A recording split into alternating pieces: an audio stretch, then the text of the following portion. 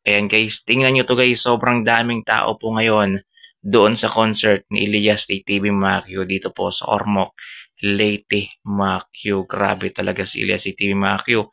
Pinuno po niya ang plaza po ng Ormoc. Macchio, tingnan naman guys, hindi mahulugan ng karayom sa sobrang daming tao, Macchio. Partida Macchio, sobrang laki pa ng venue na yan guys. Nakita nyo kanina.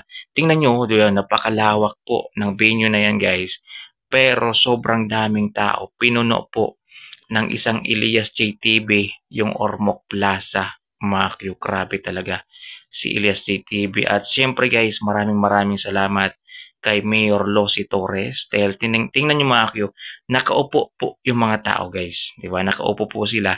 Dahil nga may mga upuan yan Macchio. Yeah, may mga upuan po yan hanggang doon sa pinakadulo. Doon lang sa medyo building na yan Macchio, nakatayo na halos yung ibang tao guys kasi punuan na. Yan, hindi na kasya Macchio dun sa mga nilatag nilang mga upuan dyan sa venue na yan Macchio. Kaya nga sabi ko sa inyo guys, kapag pumunta kayo sa mga concert ni Elias JTV Macchio, ay agahan ninyo guys kasi paunahan ho talaga yan.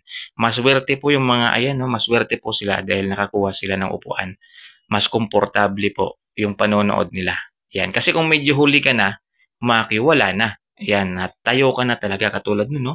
Ayun, no, yun sa pinakadulo, guys. Tayuan na talaga yan, Macchio. Tayuan na po yan hanggang matapos yung concert ni Elias CTV. Grabe, Macchio. Ang maganda lang dito, guys, kahit sobrang daming tao, ay parang ano pa rin, organized pa rin, no? Tingnan nyo, napaka ano lang yung mga tao, guys.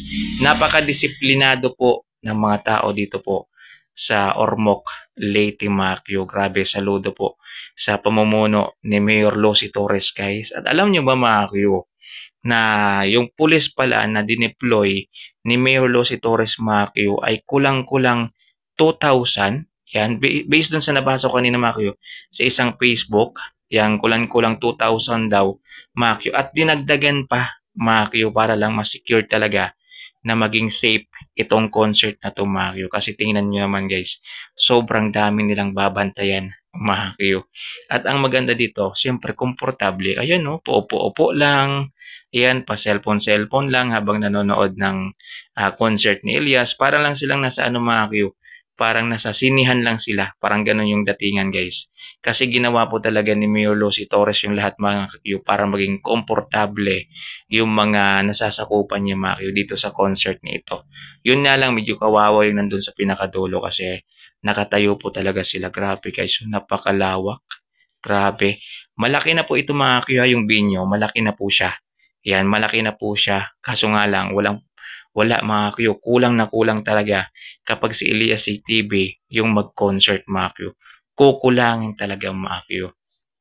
Kahit siguro Macchio yung Araneta Coliseum na yung Macchio, pag binigyan ng chance na makapag-concert dyan, si Elias CTV Macchio, pupunuin niya yan guys. Pupunuin yan, panigurado. Kasi marami po siyang mga tagahanga na taga Maynila din. Sa katunayan Macchio, meron na rin silang office sa Maynila, yung Elias CTV Band. Para sa mga inquiry Macchio, madali na lang talaga. Yan, kasi meron na silang office sa Maynila Macchio. Grabe no? Napakalupit to guys.